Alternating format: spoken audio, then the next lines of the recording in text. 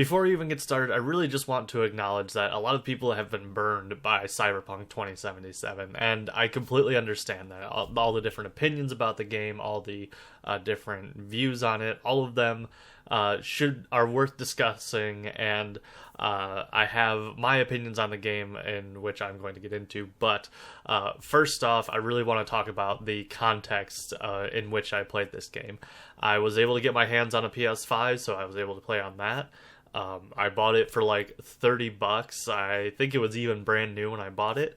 I didn't pre-order it, nothing like that. And by the time I did get around to purchasing it, they had already pushed a lot of patches and stuff like that. So that's the context of how I played Cyberpunk 2077.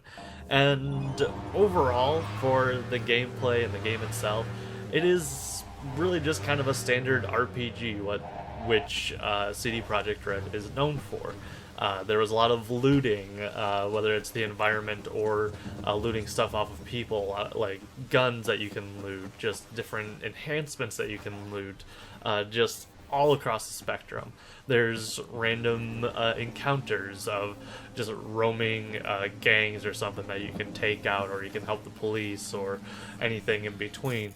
There's a lot of different side quests, and in typical CD Projekt Red fashion, they are pretty in-depth.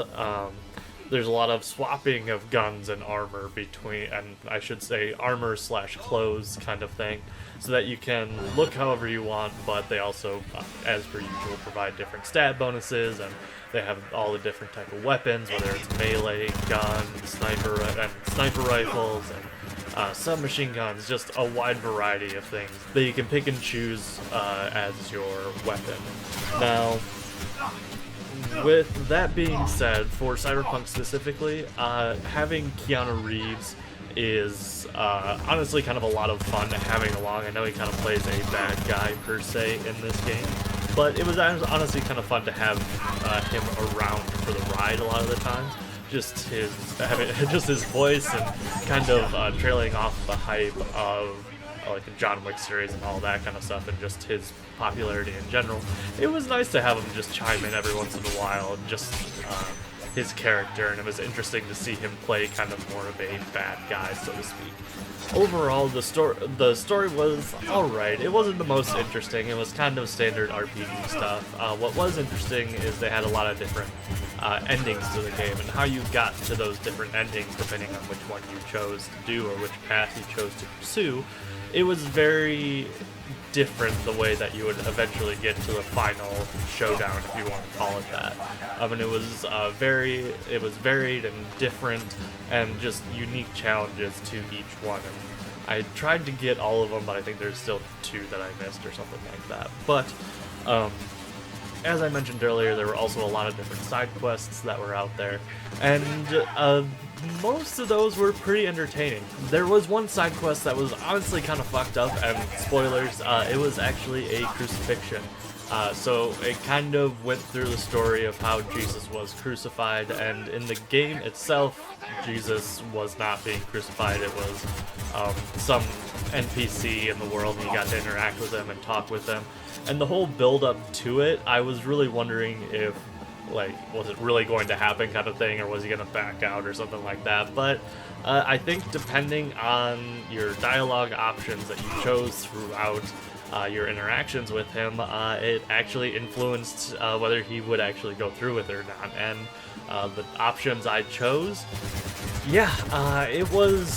it was a bit disturbing. Like, I get that's kind of the point, and I'm sure there was some sort of satire or real world commentary kind of going on there with everything that was happening around it. But it was kind of really messed up, because the character that you're playing actually nails this other NPC to the cross and all that stuff, and you have lines, and it was just kind of weird. But overall, fascinating, and just interesting side quests overall. That was obviously just one, but they had a variety of side quests and that kind of thing. They usually had an interesting story attached. For me, some of the best parts of the story itself was really just kind of if you could trust Keanu Reeves' character, Johnny, because you can either go along with what he says or just say, no, like, we're not doing it that way, you're a terrible person, kind of thing. And so it was really interesting as you progress through the story, and if you choose to do his character missions and all that stuff, it was interesting to see how everything shifted one way or the other, and I was still questioning the whole time if you could really trust him, if he was telling you the truth, what he was going to do, or if certain people were acting a certain way. It was very interesting to see how I really just didn't trust him, even up to the very end. I was really contemplating whether he had my best interest in mind or if he was just playing me. So now, I did kind of give a brief overview of what I liked about the game and how it was just kind of a standard RPG, but now it's time to talk about the bad, aside from the obvious. And I have to acknowledge again that a lot of people have been burned by this game, and from the launch of it and just how they kind of handled everything, I understand how people feel and I can empathize with that. But putting all of that aside, there is a couple other things about the game that I really wanted to discuss and just kind of highlight that I thought were bad chunks of the game, aside from the glitches and just all of that stuff. So first off, the one part that really kind of bothered me about the whole game is honestly the opening story bit. Now, in my humble opinion, I think it took way too long to actually like open up and let you do the RPG thing. In the beginning of the game, for about the first 5-ish hours, you really were stuck on a very specific track, a very specific path of story, and you really couldn't do too much outside of what you were supposed to do and where you were supposed to go. And for a person like me, who has played many an RPG, and may be able to kind of grasp certain RPG systems a bit quicker than if this was someone's first RPG, that would be rather intense. I can understand that, but it dragged on for way too long, in my humble opinion.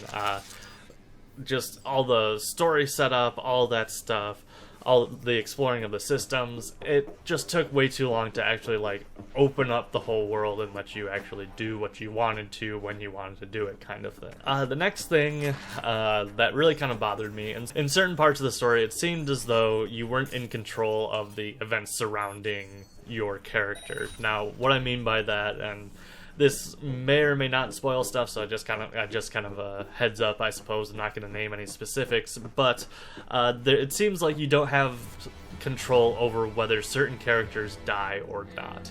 And some of these characters I was invested in, and it just seems like regardless of what you do or what you choose in terms of dialogues or like optional quests or just choices that you make, there's nothing that you can do to try to save any of these characters. And for an open world RPG and just kind of what they were pushing in terms of choosing how you want to end up, it really just kind of threw the whole thing off when you really couldn't even save some of these characters that I have become attached to. It just kind of throws off the whole perception that you really can't choose how to react to the world around you when certain events just take place, and that's it. You can't save that character. It's not.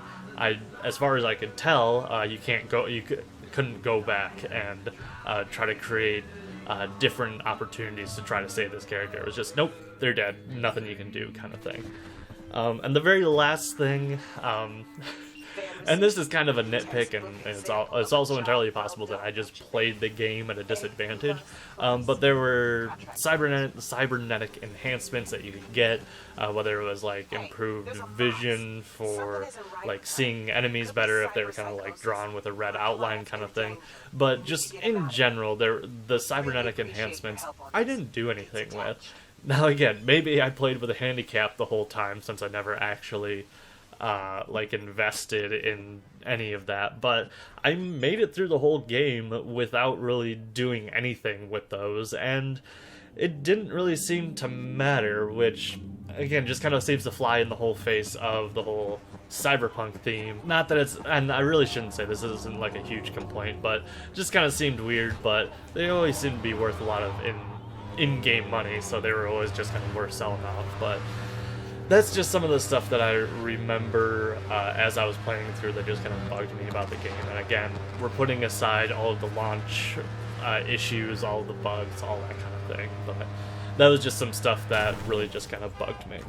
As an overarching summary, as this video just kind of wraps up, I know that this game has made history, and not in a good way.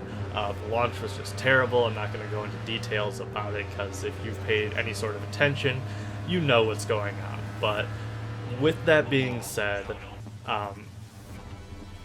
if you are able to play this game under the right conditions and under the right circumstances, kind of like I did, and you don't really have a lot of money invested into it, there is a good time to be had for this game. And I can recommend it that if you get the chance and you have the opportunity and any of this sounds vaguely interesting to you, I can say that you should give this game a chance, and you might actually have fun with it. But with that being said, feel free to comment with any questions. If you're just going to be hating on me, hating on the game just for the fact that it is Cyberpunk and you haven't listened to anything I said, please don't comment. But otherwise, feel free to hit me up with anything you got down in the comments below. Hit that like button. Feel free to subscribe. I would love to have you here more consistently. Would love to have you interact with the channel. But with all that being said, I will see you guys in the next video.